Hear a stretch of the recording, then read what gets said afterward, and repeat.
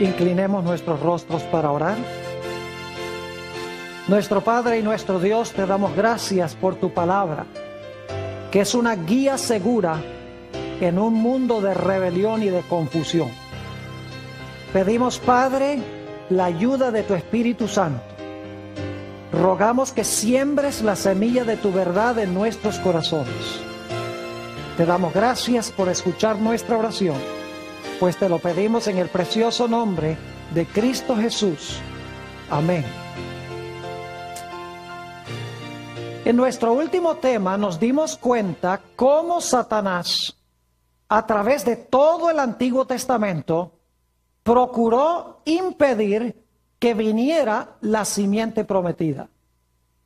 Es decir, que los eventos históricos que nosotros vemos en realidad son repercusiones de una batalla invisible entre Cristo y Satanás en el mundo que nosotros no vemos. Es decir, hay una historia detrás de la historia que se está escribiendo. La verdadera historia no es la que nosotros vemos. La verdadera historia es la que se está escribiendo en la batalla entre Cristo y Satanás en el mundo invisible. Para comenzar nuestro tema en este día, quisiera darles un par de ejemplos bíblicos de cómo los eventos terrenales son un reflejo de la batalla celestial entre Cristo y Satanás. Nuestro primer texto que quiero que leamos lo encontramos en el libro de Job, el capítulo 1 y el versículo 12. Job, el capítulo 1 y el versículo 12. Resulta que si ustedes leen los versículos que vienen antes de este, van a encontrar que se celebró un concilio en el cielo. Y en ese concilio celestial, donde estaban reunidos los ángeles y los habitantes de los cielos, se empezó a hablar de un personaje que se encontraba en el planeta Tierra. Ese personaje se llamaba Job. Y para hacer una larga historia corta, lo que hizo Dios fue darle a Satanás permiso para que afligiera a Job. Y Satanás descendió a la tierra y afligió a Job, quitándole todo lo que tenía, inclusive su salud. Lo único que no le quitó fue la vida. Ahora, si uno hubiera estado en la tierra, viendo el sufrimiento de Job, uno pensaría que todas estas calamidades le vinieron porque eran eventos meramente históricos aquí en este planeta. Uno no se imaginaría que en realidad sus males eran causados por fuerzas invisibles que querían causarle daño. Es decir, lo que se veía terrenalmente era el fruto de las acciones de Satanás en el mundo invisible que no se ve. En el versículo 12 encontramos que Dios le da permiso a Satanás. Dice, dijo Jehová a Satanás, he aquí todo lo que tiene está en tu mano, solamente no pongas tu mano sobre él. Y salió Satanás de delante de Jehová y aflige a Job. Yo me imagino que los amigos pensarían que este mal que le vino a Job era meramente un evento terrenal. No entendían que lo que se veía era una repercusión o una sombra o un resultado de una batalla entre Dios y Satanás en el mundo invisible. Tenemos otro ejemplo en la Biblia al cual quiero referirme, donde se ilustra esta batalla que se está realizando en el mundo invisible y que los eventos históricos son solamente resultados de esta batalla entre Cristo y Satanás. Me he referido a esta experiencia antes, pero ahora quiero hacerlo de nuevo. San Mateo, el capítulo 2 y el versículo 16. San Mateo 2 y el versículo 16. Ustedes recuerdan que cuando los reyes magos no regresaron por Jerusalén, Herodes se llenó de furia. Y notemos lo que mandó hacer Herodes. Mateo 2 y el versículo 16. Herodes entonces, cuando se vio burlado por los magos, se enojó mucho y mandó matar a todos los niños menores de 2 años que había en Belén y en todos sus alrededores, conforme al tiempo que había inquirido de los magos. Si ustedes hubieran leído el periódico de Belén del siguiente día, hubieran leído: Herodes pensaba que iba a nacer alguien en Belén que le iba a quitar el trono y mandó a matar a todos los niños menores de 2 años. Y uno pensaría que ese fue sencillamente un evento histórico, el resultado de la ira de un rey, de Herodes. Pero Apocalipsis 12 corre el velo y nos ayuda a ver quién estaba detrás de Herodes. Note lo que dice en el libro de Apocalipsis, el capítulo 12 y el versículo 4.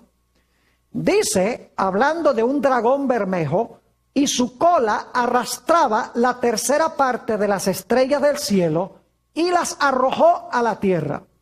Y el dragón se paró frente a la mujer que estaba para dar a luz, a fin de devorar a su hijo tan pronto como naciese. Yo pregunto, ¿quién estaba detrás de Herodes para matar al niño cuando naciera? Satanás, el dragón. Es decir, ese evento histórico era en realidad una repercusión o el resultado de movimientos que se estaban realizando en el mundo invisible.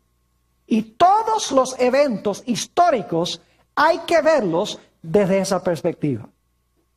Ahora vayan conmigo al libro de Génesis, el capítulo 1 y el versículo 26. Y hay 2 puntos que quiero recalcar aquí en este versículo. Génesis, el capítulo 1 y el versículo 26. Entonces dijo Dios: hagamos al hombre a nuestra imagen, conforme a nuestra semejanza. Y ahora hay 2 conceptos claves. Y señoree. Eso significa reine. ¿Reine a dónde? Dice: en los peces del mar, en las aves de los cielos, en las bestias, en toda la tierra y en todo animal que se arrastra sobre la tierra. Número 1, Adán fue creado rey. Y en segundo lugar, su esfera de dominio era el planeta Tierra. Noten cómo el libro de los Salmos corrobora esta doble idea. Salmo 8, y quiero leer los versículos 3 en adelante. Salmo 8 y el versículo 3 en adelante. Dice: cuando veo tus cielos, obra de tus dedos, la luna y las estrellas que tú formaste, digo, ¿qué es el hombre para que tengas de él memoria, y el hijo del hombre para que lo visites? Le has hecho poco menor que los ángeles. Fíjese, hizo al hombre poco menor que los ángeles. Y lo coronaste de gloria y de honra. Le hiciste, ahora escuchen bien, le hiciste señorear, es decir, reinar, lo mismo que leímos en Génesis 1:26. Lo hiciste señorear sobre las obras de tus manos. Todo lo pusiste debajo de sus pies. Ovejas y bueyes, todo ello, y asimismo las bestias del campo, las aves de los cielos y los peces del mar, todo cuanto pasa por los senderos de la mar. Es decir, Adán fue colocado como rey del planeta Tierra. Y si leemos con cuidado el libro de Génesis, nos vamos a dar cuenta que el plan de Dios era que Adán y Eva y sus descendientes viviesen para siempre. Nunca dejarían de existir. Nunca se borraría su nombre, ni se borrarían ellos de la existencia. Un triple plan de Dios. Que Adán fuese rey, que tuviese la tierra como su esfera de dominio y que viviese para siempre. Pero luego entró la tragedia del pecado. Y el plan de Dios se estropeó. En gran medida se dañó. El hombre perdió los 3 elementos del plan original de Dios. Perdió su posición como rey. Perdió su esfera de dominio, la tierra. Y en lugar ahora de vivir para siempre, la Biblia dice que entró al mundo la muerte. El hombre iba a ser borrado de una vez por todas de la existencia y nunca más se iba a recordar su nombre. Ahora yo pregunto, ¿quién llegó a ser el rey de este planeta y quién introdujo la muerte? Fue Satanás. ¿Sabían ustedes que después que Adán fue derrocado de su trono, Satanás se sentó en el trono que Adán dejó vacante? Y que ahora Satanás llegó a ser el rey sobre este planeta. Por esa razón, en el libro de Job, el capítulo 1 y el versículo 6, encontramos algo muy interesante. Job 1 y el versículo 6, cuando se celebra esa reunión en el cielo, en vez de ir Adán allá representando al planeta Tierra, ¿quién va representando a este planeta? Va Satán o Satanás. Note lo que dice Job 1:6. Un día vinieron a presentarse delante de Jehová los hijos de Dios, entre los cuales también vino Satán. Y luego en el versículo 7, Dios le pregunta a Satán, ¿de dónde vienes? Él dice, yo vengo de rodear la tierra y de andar por ella. Es decir, yo vengo de supervisar mi territorio. ¿De quién era el territorio originalmente? De Adán. ¿Quién ocupaba el trono como rey? Adán. ¿Tenía Dios el plan de que Adán y sus descendientes viviesen para siempre? Claro que sí, comiendo del árbol de la vida. Pero ahora el trono fue ocupado por Satanás. Y ahora el dominio sobre el mundo llegó a estar bajo el control de Satanás. Note lo que dice en el Evangelio según San Lucas, el capítulo 4 y el versículo 6. San Lucas, el capítulo 4 y el versículo 6. Para que ustedes se den cuenta que Satanás sí tomó el dominio o el reinado sobre este planeta.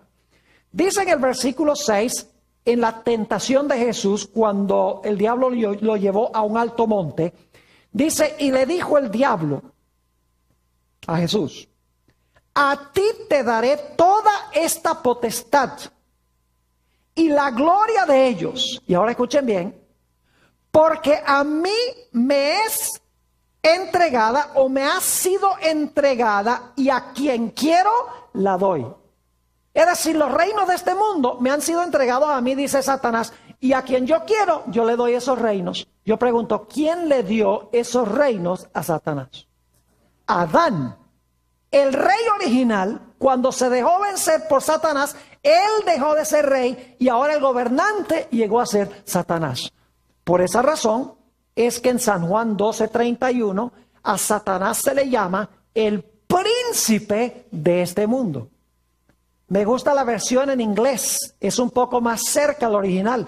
Dice, the ruler of this world, el gobernante de este mundo, dice Jesús, será echado fuera. Y se estaba refiriendo a Satanás. Es decir, el plan original de Dios para con la raza humana se estropeó y se dañó. Adán perdió su posición como rey, perdió su esfera de dominio y corría el riesgo de ser borrado de la existencia. Polvo eres y al polvo serás tornado. La raza humana necesitaba un redentor. Necesitaba a alguien que recuperara el trono, que recuperara el territorio y que diera esperanza de vida. Y aquí es que notamos ese texto tan especial que hemos estado estudiando. Génesis, el capítulo 3 y el versículo 15. Después que Adán perdió su posición como rey y su territorio e introdujo la muerte, Dios desciende al huerto y le habla a la serpiente. Le habla a Satanás. Y le dice, mira, tú le quitaste a Adán el trono, le quitaste su territorio e introdujiste la muerte al mundo. Pero yo quiero que sepas algo. Yo voy a mandar una simiente nacida de mujer al planeta Tierra. Esa simiente nacida de mujer te va a hacer la guerra. Te va a hacer la guerra a muerte. En el proceso de la guerra, tú le vas a causar dolor a él. Le vas a herir el calcañar, pero te va a salir caro Porque después que tú le hieras el calcañar, él te va a dar un golpe mortal en la cabeza. Cuando Satanás escuchó estas palabras, él dijo, mi existencia está en juego. Yo no puedo permitir que esa simiente venga, porque si yo permito que venga, me va a aplastar la cabeza. Así que yo, desde este momento, tengo que obrar para impedir que venga esa simiente. Y ese fue nuestro último tema. Todas las tretas que Satanás usó en el Antiguo Testamento para impedir que la simiente viniera. Y Dios obrando para traer la simiente al mundo. Y nos dimos cuenta que Satanás usó dos métodos para tratar de impedir que se cumpliera Génesis 3:15. Número uno, trató de matar a las simientes que se levantaban. Y en segundo lugar, procuró corromper el linaje de donde iba a venir finalmente la simiente. Es decir, trató de matar a la simiente y trató de corromper el linaje de donde iba a venir la simiente. Ahora vamos a estudiar en nuestro tema de hoy un libro muy fascinante de la Biblia. Y ustedes van a decir, pero pastor, ¿qué tiene que ver este libro con Génesis? Yo creo que antes que terminemos, ustedes van a ver la conexión con Génesis 3:15 de este libro. He decidido incluir este tema porque yo creo que ustedes y nosotros, mejor dicho, debemos entender bien cómo leer el Antiguo Testamento. Cómo ver esta controversia en los libros del Antiguo Testamento y en el Nuevo Testamento también. Cómo ver esta conspiración secreta que no se ven sino los resultados para leer correctamente las Escrituras. Porque el tema central de las Escrituras es Satanás odiando y atacando a Jesús. Y Jesús obrando para salvar a su pueblo. Ese es el tema central. Vamos a estudiar un librito pequeño, el libro de Ruth. Así que quiero invitarles a que vayan conmigo al libro de Ruth y vamos a dedicar algunos minutos para estudiar esta fascinante historia. Y claro, no tenemos tiempo de leer todos los versículos. Ustedes pueden leer este libro rápidamente en unos pocos minutos cuando regresen a sus hogares. Pero vamos a trazar algunos de los elementos claves de esta historia para que podamos entender mejor esta conspiración secreta que se está realizando detrás del telón. Vamos a Ruth, el capítulo 1 y los versículos 1 y 2. Aconteció en los días que gobernaban los jueces, que hubo hambre en la tierra. Y un varón de Belén de Judá, quiero que recuerden eso, un varón de Belén de Judá fue a morar en los campos de Moab. Él y su mujer y 2 hijos suyos. El nombre de aquel varón era Elimelech y el de su mujer Noemí. Y los nombres de sus hijos eran Mahalón y Kelión. Efrateos, no olviden esto, efrateos de Belén de Judá. Llegaron pues a los campos de Moab y se quedaron allí. Hay algo muy interesante que está pasando aquí que no aparece en la superficie del texto. Yo no sé si ustedes sabían, pero Génesis 49:10, que no vamos a buscar ahora, profetizó que el cetro o el gobierno de Judá no iba a ser quitado de la tribu de Judá hasta que viniera aquel a quien le correspondía el trono. Es decir, el reinado o el gobierno, el trono en Israel, le iba a pertenecer a Judá desde cuando se dio la profecía en Génesis 49 hasta cuando vino Silo, el que trae la paz, es decir, la simiente prometida. Ahora, la profecía de Génesis 49 y el versículo 10 se dio aproximadamente 1500 años antes de nacer Jesús. Es decir, ya en ese momento el diablo sabía que el rey de Israel, el Salvador, iba a venir ¿de cuál tribu? Iba a venir de la tribu de Judá. Porque el diablo se fija cuando Dios da profecías. Dice, el cetro va a permanecer en Judá aún hasta el momento que venga el que trae la paz, hasta que venga la simiente prometida. Es decir, yo tengo que echarle ojo a la gente que venga de la tribu de Judá. Es interesante que Elimelech era de la tribu de Judá. Ahora, ¿por qué razón fue que Elimelech tuvo que emigrar de Israel a Moab? Dicho sea de paso, Moab era una de las naciones más inicuas de la antigüedad. Ustedes recuerdan cuando Israel iba a entrar a la tierra prometida, que las mujeres de Moab se entremezclaron con los varones de Israel y corrompieron a Israel. Murieron 24,000 personas, 24,000 hombres en Israel, porque se entremezclaron con las rameras de Moab. Era una nación supremamente inicua. ¿Por qué razón iban a emigrar de Belén Éfrata allá a la tierra de Moab? ¿Quién creen ustedes que no quería que ellos estuvieran en Belén Éfrata, en la tierra de Judá? El diablo no quería que estuvieran allí. Así que el diablo causa este hambre. Yo quiero decirles que Dios no causa las sequías. Las sequías y el hambre las causa Satanás. Dios lo permite por determinadas circunstancias. Así que el diablo dice, esta familia no me conviene en Belén Éfrata. No me conviene que estén en Judá. Hay algo especial en esta familia. Así que lo que voy a hacer es causar esta sequía. Y entonces ellos van a emigrar a Moab. Y cuando vayan a Moab, ahí no va a haber ningún problema porque se van a entremezclar con las mujeres de Moab y van a perder su identidad. Ahora, por si acaso alguno se pregunta si esta interpretación es correcta, ustedes recuerdan que estudiamos en nuestro último tema la historia de José. ¿Hubo una sequía en los días de José? Claro que sí. ¿Sabía Dios que iba a haber una sequía? Y que antes de la sequía iba a haber 7 años de prosperidad. Claro que sí. Ahora, ¿qué quería hacer Satanás causando esta sequía? Él tenía planes de matar a Jacob y a toda su familia. Pero Dios sabía ya de antemano lo que iba a hacer Satanás. Así que Dios mandó a José adelantado por 7 años para hacer provisión para que Jacob y su familia no pereciesen y para que finalmente pudiese venir la simiente prometida.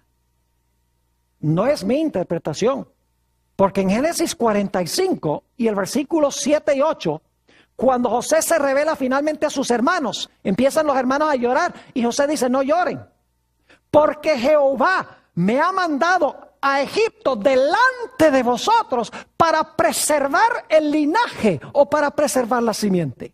Satanás quería matar de hambre la simiente, pero Dios, sabiendo que iba a hacer eso, desde el principio, Dios mandó a José adelante para hacer provisión de alimento para que no pereciese la familia. Y este era el plan de Satanás con Elimelech y su familia. Si se van allá a Moab, se van a corromper con las mujeres moabitas, problema resuelto. Pero al diablo le salió mejor el plan de lo que él pensaba. Porque nos dice en Ruth, y no vamos a leer los versículos, porque ustedes pueden leer rápidamente el capítulo 1, nada más les voy a dar el significado de la historia. En el capítulo 1 y el versículo 3 dice que mientras estaban allá, Elimelech se murió. Así que el diablo dice, problema resuelto, ya Elimelech está muerto. Pero dice, pero están todavía los 2 hijos. Todavía está Mahalón y Kelión. ¿Qué voy a hacer con esos? Dice, voy a influir sobre ellos para que ellos se casen con mujeres moabitas. Y fue exactamente lo que hicieron. Uno se casó con Orfa, no con Oprah, con Orfa. Y el otro se casó con Ruth. Ahora, a los hebreos se les había prohibido casarse con mujeres de naciones paganas. Así que el diablo dice, ya problema resuelto. Mire, se casaron con 2 mujeres moabitas, con esa religión corrupta y corrompida. Dice, no hay ningún problema, van a perder su identidad. Pero le salió mejor el plan a Satanás de lo que él pensaba. Porque ni siquiera tuvo que corromperlos. Porque nos dice en Ruth el capítulo 1 y el versículo 5 que los 2 hijos de Elimelech se murieron también. Es decir, ya en esta familia no había varón para traer la simiente al mundo. Satanás dice, problema resuelto. No tuve ni siquiera que corromper a Elimelech y los 2 muchachos, aunque influí sobre ellos para que se casaran allá con esas mujeres moabitas. me salió mejor el plan de lo que pensaba, porque ya de esta familia no hay hombre que continúe la descendencia. Y el diablo tal vez se cruza de brazos y dice, problema resuelto, pero no sabía lo que le esperaba. Ahora, llegó el momento en que Noemí decidió que era hora de regresar a Belén Éfrata. Y eso es providencial. Tenía que regresar a Belén Éfrata. Y ustedes pueden leer eso en el libro de Ruth, el capítulo 1 y el versículo 6. Vamos un momentico allí, el Ruth, el capítulo 1 y el versículo 6, a donde nos dice que ella decidió regresar otra vez a su tierra. Y dicho sea de paso, el libro de Ruth queda inmediatamente después del libro de Jueces. Facilito de conseguir, ¿verdad? Josué, Jueces, Ruth. Noten Ruth, el capítulo 1 y el versículo 6. Entonces se levantó con sus nueras y regresó de los campos de Moab, porque oyó en el campo de Moab que Jehová había visitado a su pueblo para darles ¿qué? Para darles pan. Dice, hay pan ahora allá, así que vamos a regresar a la tierra. Lo interesante es que reúne a sus dos nueras, las dos nueras moabitas, y les dice, miren, yo voy a regresar a Belén Éfrata, a la tierra de Judá. Ustedes regresen por favor a su familia y a sus dioses, porque de nada vale que ustedes vayan conmigo, porque yo no tengo ni siquiera dónde caerme muerta. Yo perdí mi herencia, Elimelech vendió la tierra allá. Yo soy una esclava, o sea, yo no tengo nada.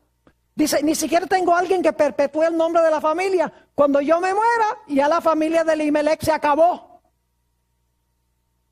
Interesante. Así que ella le dice a las dos nueras, váyanse. Y Orfa dice, está bien, me voy, y se va. Pero Ruth era diferente.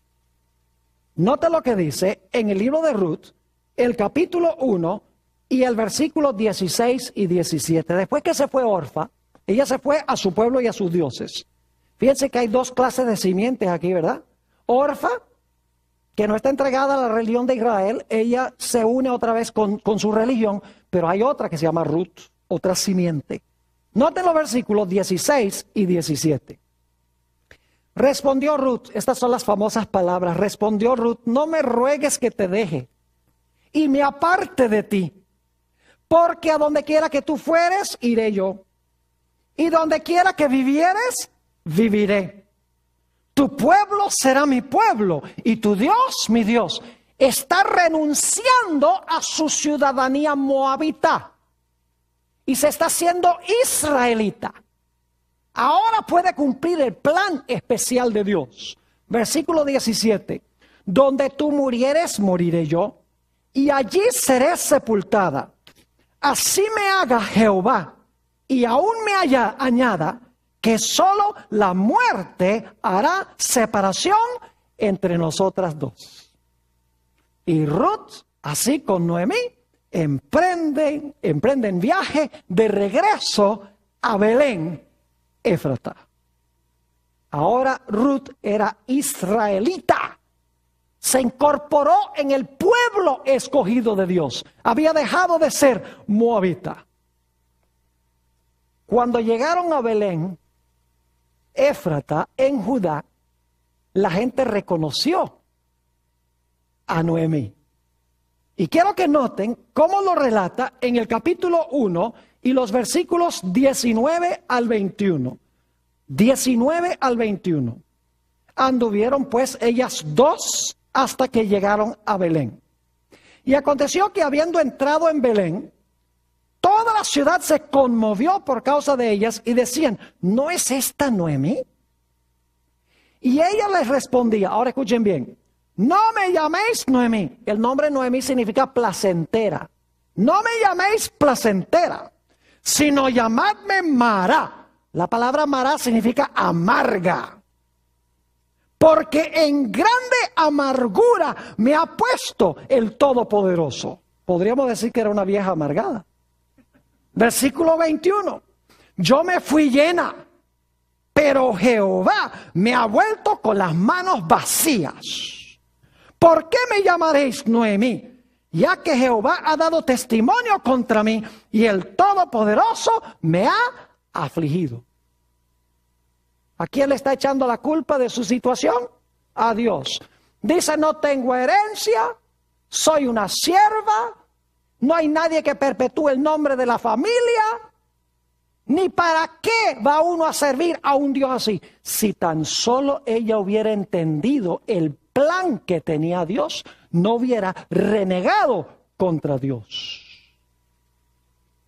Nos dice en el capítulo 1 y el versículo 22 que llegaron en la época de la cosecha de la cebada. Eso es más o menos en la época de marzo o abril, la época de Semana Santa.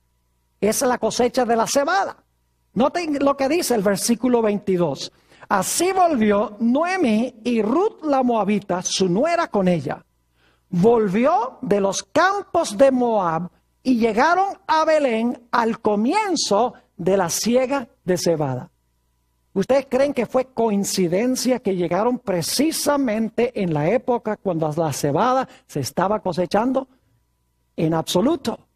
Toda esta historia la está moviendo Dios providencialmente, porque Dios tiene un plan. Satanás tiene un plan. Él dice, son de Judá, para Moab se van. Se corrompen allá con las mujeres de Moab. ¡Oh, pero me salió mejor! Se murieron. No hay nadie que recupere la herencia. No hay nadie que recupere la libertad de Noemí. No hay nadie que perpetúe el nombre de la familia. Problema resuelto. Pero lo que no sabe Satanás es que Dios ha permitido que él expulse a esa familia allá porque Dios tiene un plan muy especial.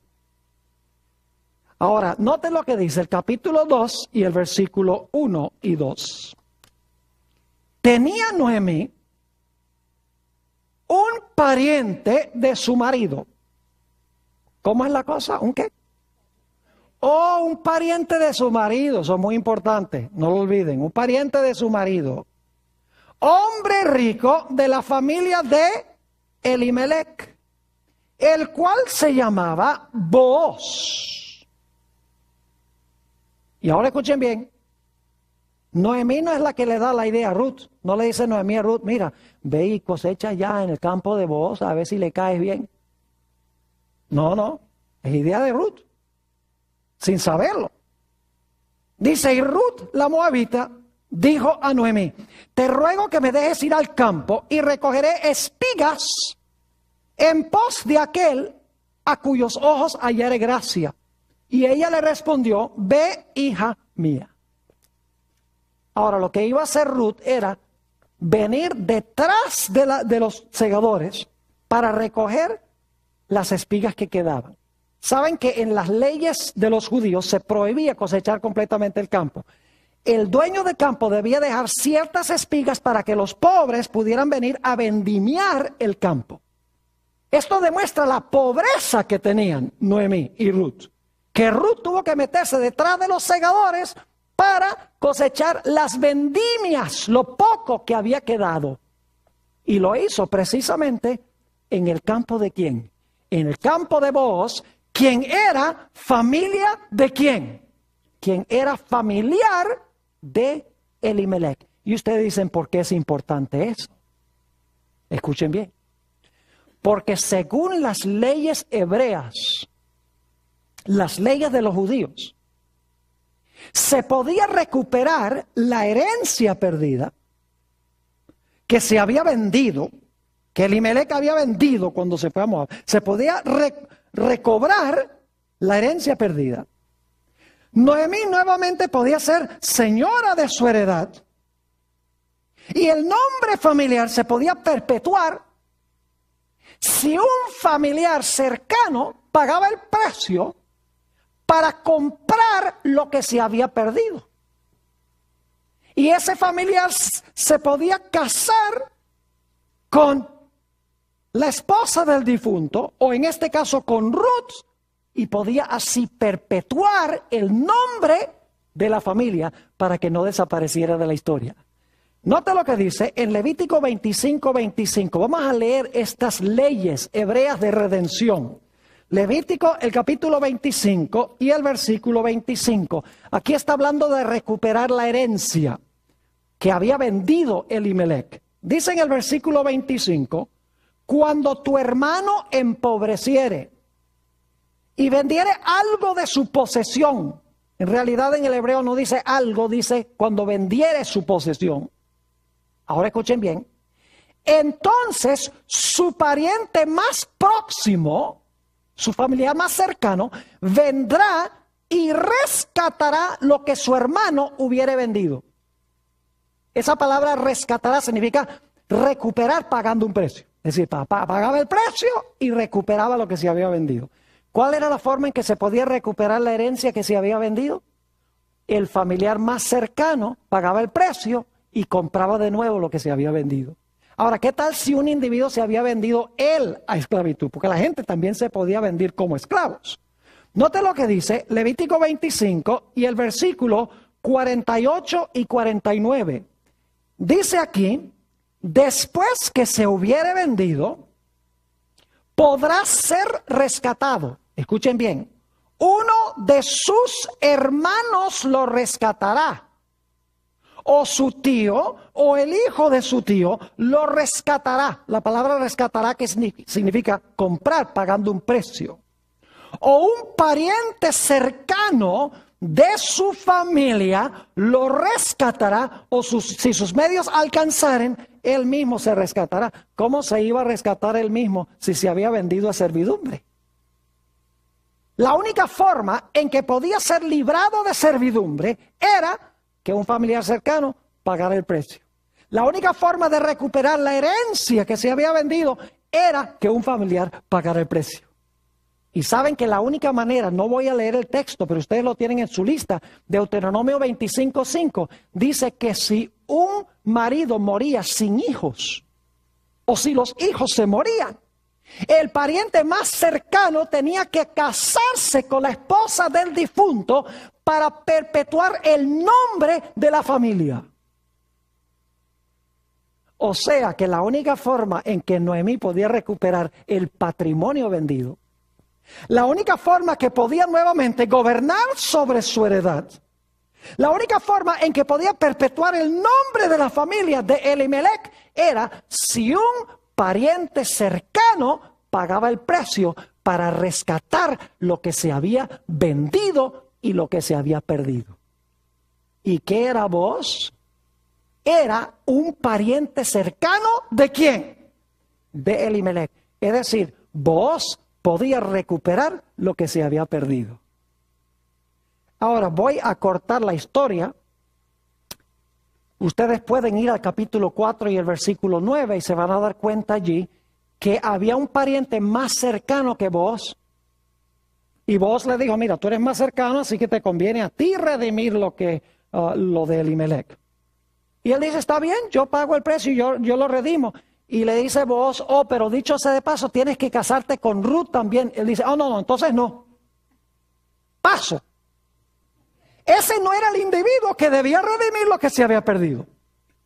El que debía hacerlo era ¿quién? Era Booz, porque Dios tenía un plan especial con Booz. Note lo que dice en Ruth el capítulo 4 y el versículo 10. Ruth el capítulo 4 y el versículo 10 sobre este asunto. Dice allí, en Ruth 4:10, y que también tomo por mi mujer a Ruth la Moabita, mujer de Mahalón. Ahora escuchen bien. Para restaurar el nombre del difunto sobre su heredad. Para que el nombre del muerto no se borre de entre sus hermanos y de la puerta de su lugar. Vosotros sois testigos hoy. Pregunto, ¿iba a continuar el linaje de Elimelech de la tribu de Judá? Claro. ¿Se iba a comprar el patrimonio perdido? ¿Cómo no? Nuevamente iba a haber alguien que gobernara sobre el patrimonio de que había sido de Elimelech. Claro que sí. Ahora ustedes dicen, pero pastor, está bien. Pero ¿qué importancia tiene todo esto de lo cual usted ha hablado? Llegamos al clímax de la historia. Note lo que dice en Ruth el capítulo 4 y el versículo 13. Ruth el capítulo 4 y el versículo 13.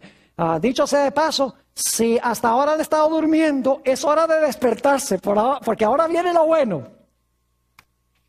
no solamente los que están aquí en esta noche, sino también aquellos que están viendo por vía satélite, por televisión en diferentes partes del mundo.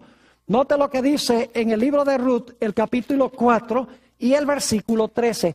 Dice lo siguiente: Booz pues tomó a Ruth, y ella fue su mujer, y se llegó a ella. Y Jehová le dio que concibiese y diese a luz un hijo. Fíjese qué era lo que había hecho Dios. Había importado a Ruth de Moab.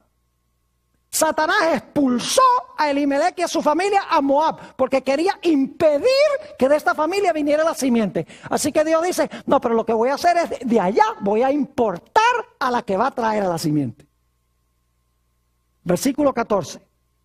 Y las mujeres decían a Noemí, loado sea Jehová, que hizo que no te faltase hoy pariente, cuyo nombre será celebrado en Israel. Más de lo que sabían. El cual será restaurador de tu alma y sustentará tu vejez. Pues tu nuera que te ama, lo ha dado a luz, y ella es de más valor para ti que 7 hijos. Y tomando Noemí el hijo, le puso en su regazo y fue su aya. Y ahora escuchen el versículo 17. Y le dieron nombre las vecinas diciendo, le ha nacido un hijo a Noemí. Y lo llamaron Obed. Este es el padre de Isaí, el padre de David. ¿Por qué es importante eso? Por la sencilla razón de que del linaje de David nacerá ¿quién? El Mesías prometido. Ahora, el libro de Ruth termina de una forma muy extraña. ¿Quién termina una historia de amor con una genealogía? Uno dice, ¿cómo va a terminar el libro? Hubiera sido bueno que terminara y se casaron y tuvieron hijos y vivieron felices para siempre. Pero el libro termina con una genealogía, con un linaje. Sería bueno examinar ese linaje. Noten el versículo 18. Estas son las generaciones de Fares. Fares engendró a Esrón, y Esrón engendró a Ram, y Ram engendró a Aminadab, y Aminadab engendró a Naasón, y Naasón engendró a Salmón, Salmón engendró a Booz, y Booz engendró a Obed, Obed engendró a Isaí, e Isaí engendró a David.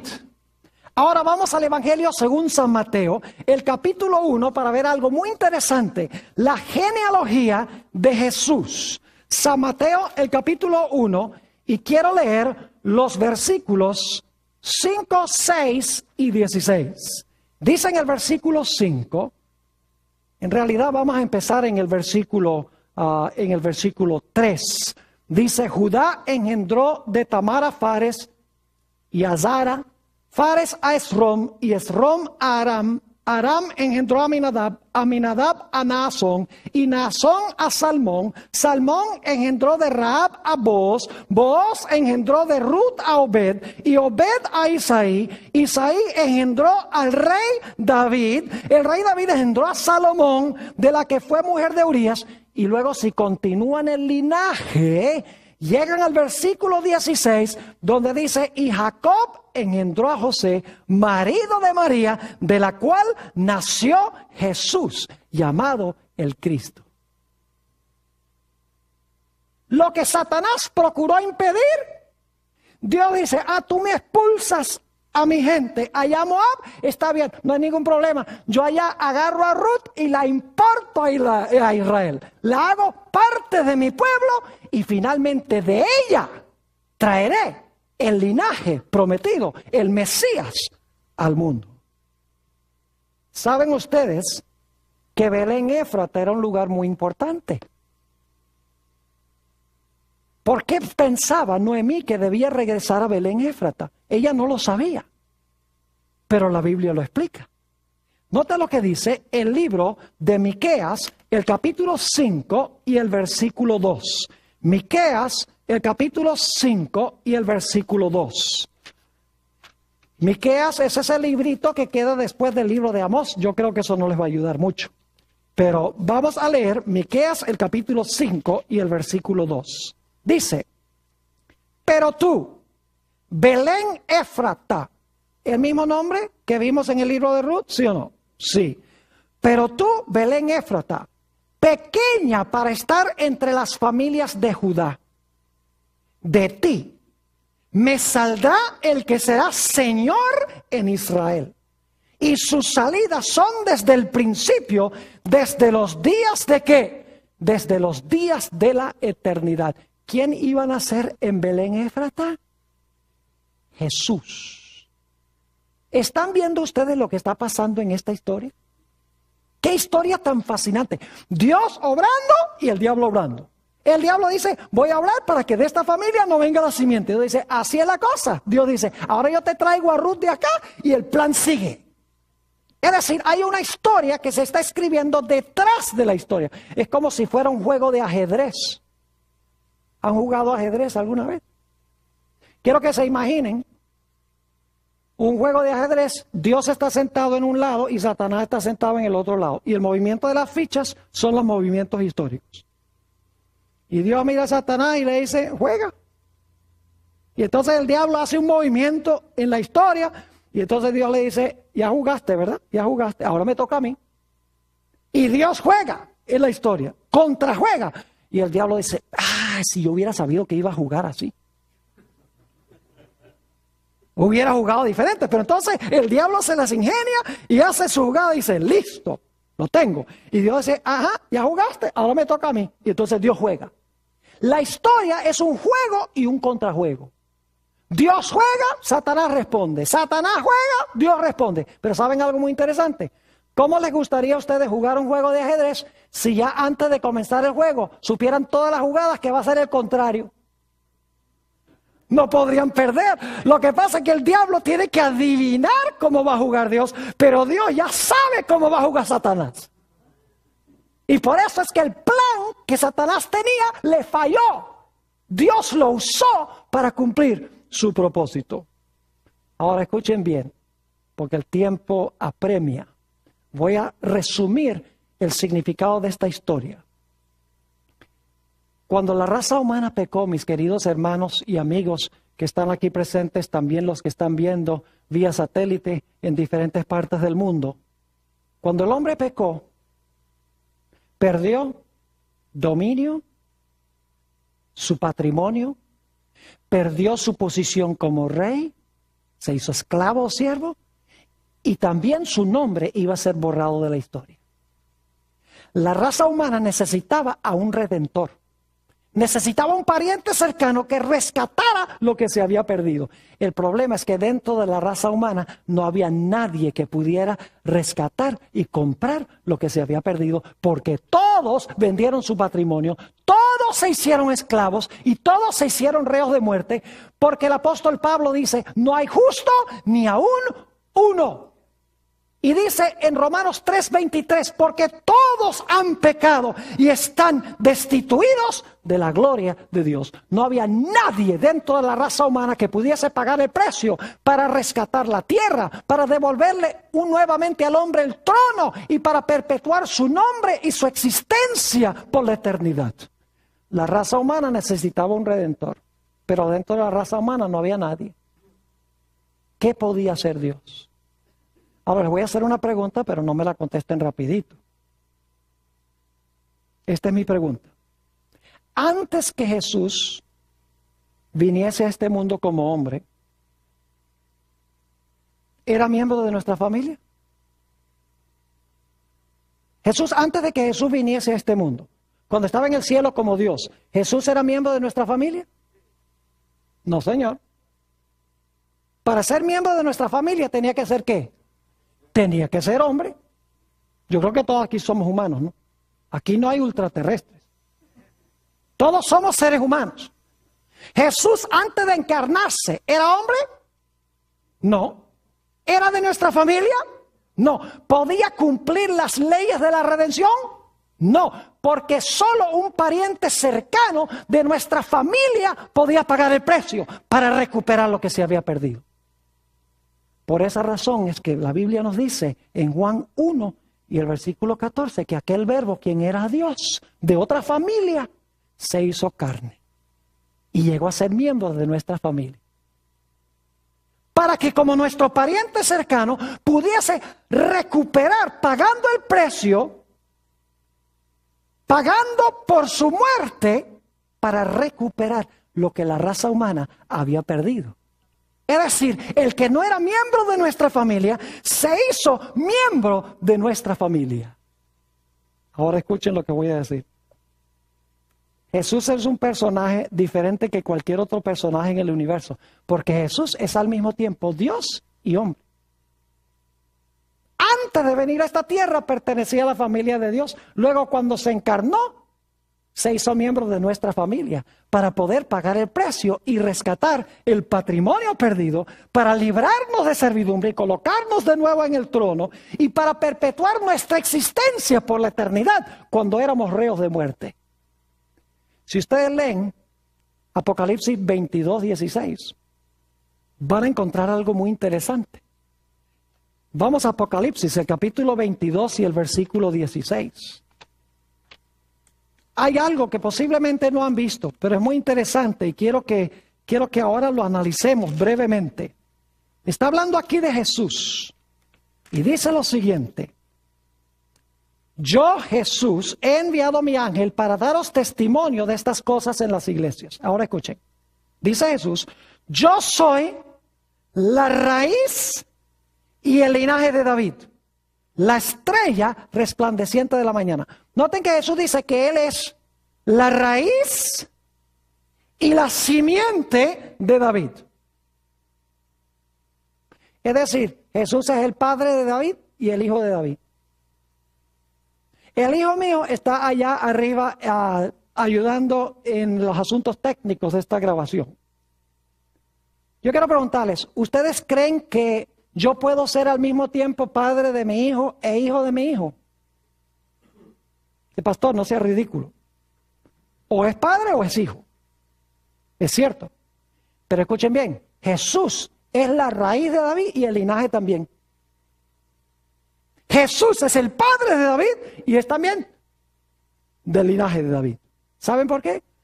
Porque Jesús, cuando creó a Adán, más adelante vino David, es decir, a través de Adán, Jesús creó a David.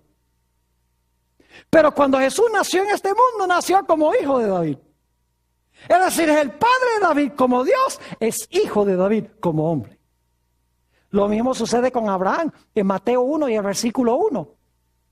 Dice allí que Jesús era simiente de Abraham.